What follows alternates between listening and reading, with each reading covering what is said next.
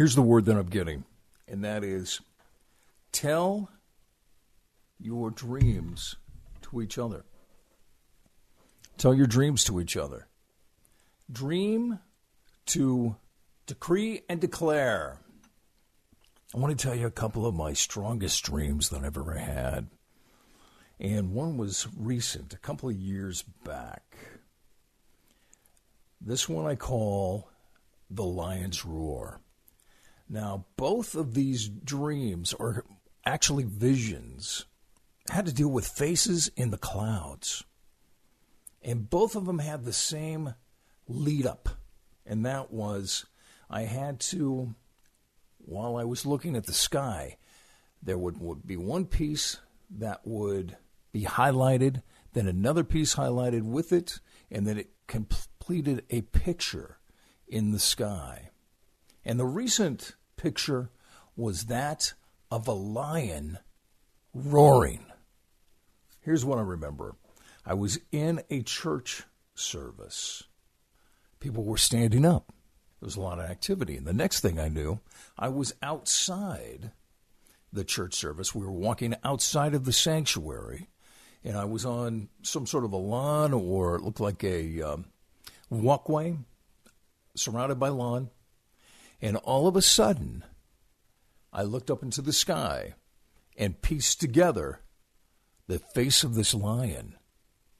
And it roared. So much, in fact, that everyone around me, everyone, kneeled to the ground.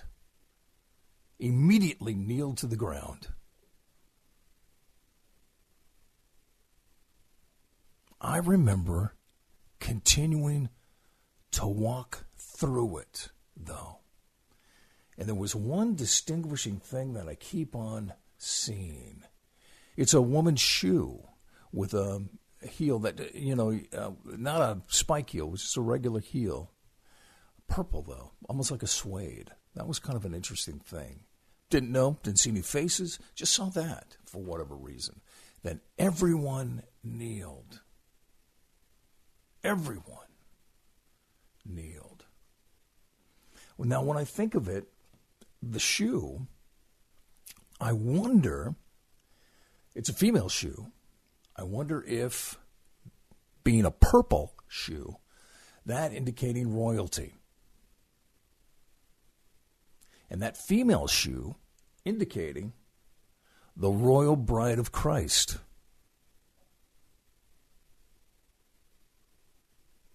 When they hear the lion's roar, and think of this out on the Serengeti.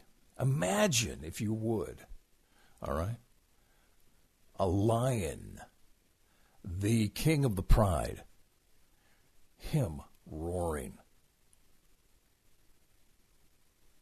And what everybody else would do. It's a call to arms, right? It's something, it's alerting the pride to what's going on, what's happening. So the lion's roar is going to be just that. It's going to be a call to arms. And it's going to be a call to arms to the bride of Christ. And you'll want to listen to that call to arms. And here's why. Here's the second vision that I had. This is back in the 80s. I'm living in Alaska. I remember that. Could have been in the mid-80s, 85 maybe, something like that. I don't know why, and I was just at a point where I fasted. I mean, I literally fasted for 40 days. I was without food for 40 days and a little bit of water. And I had this vision. And this vision, I could literally cut through the air. I could feel it. It was like a cascading motion around me at the time. A time where I was in a high-rise. I remember that. I saw the face, a bearded, long-bearded face, and I thought it was the face of bin Laden at the time.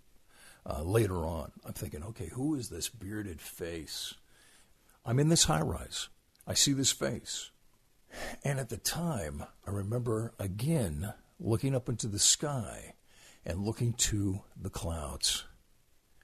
And at this point in time, when I looked into the clouds, I didn't see a lion. I saw the face of Jesus.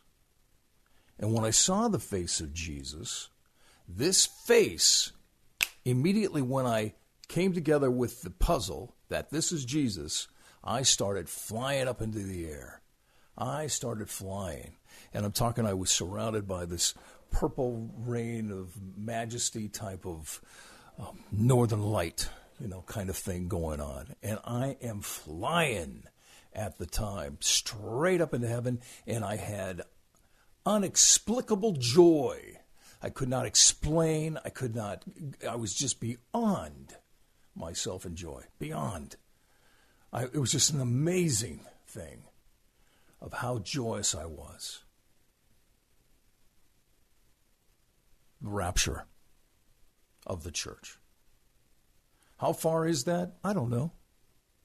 I'm just telling you what I do know and what I've experienced and how these things are correlating and how in the time that we live in, these are very important signs and possible insights to what's happening and why.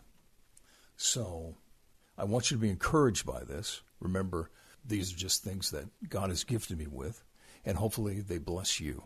All right? Keep looking for those faces in the clouds. They're coming.